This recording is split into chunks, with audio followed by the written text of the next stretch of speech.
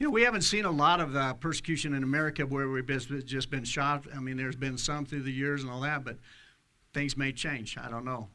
Um, but to me, I don't know what it is to you, but it's time to make some decisions, and it's time to rise up, and it's time to fight. It always has been.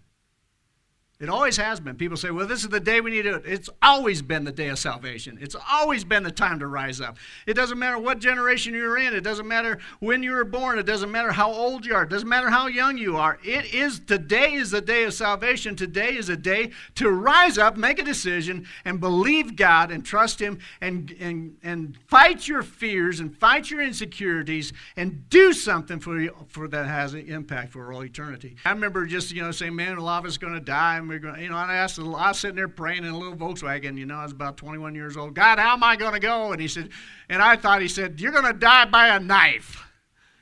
Oh, Jesus, couldn't it be a gun? Okay, I'm ready. I'm ready to be a martyr.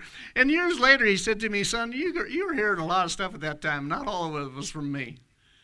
He said, by the way, martyr means to be a witness. I don't need you dead. I need you alive.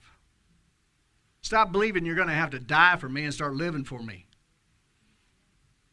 And man, that changed my whole perspective. I'm convinced that what Christ desires from us is not to die for Him, but to live for Him.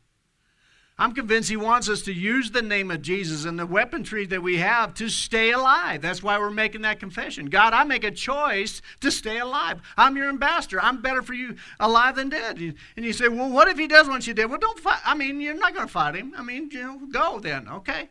But I'm convinced that, man, we need to live to our last breath. My dad taught me about welding. I've shared this story, but if you're going to make a good weld, you need to start the weld really good, and you need to finish it even better. In between, if it's a little messed up and not strong, it'll probably hold. But if you start poorly or finish poorly, it will start a crack there, and it'll break all the way through in time. Start well, finish well. If you're going to fail at anything, get a little loose in the middle. Finish strong.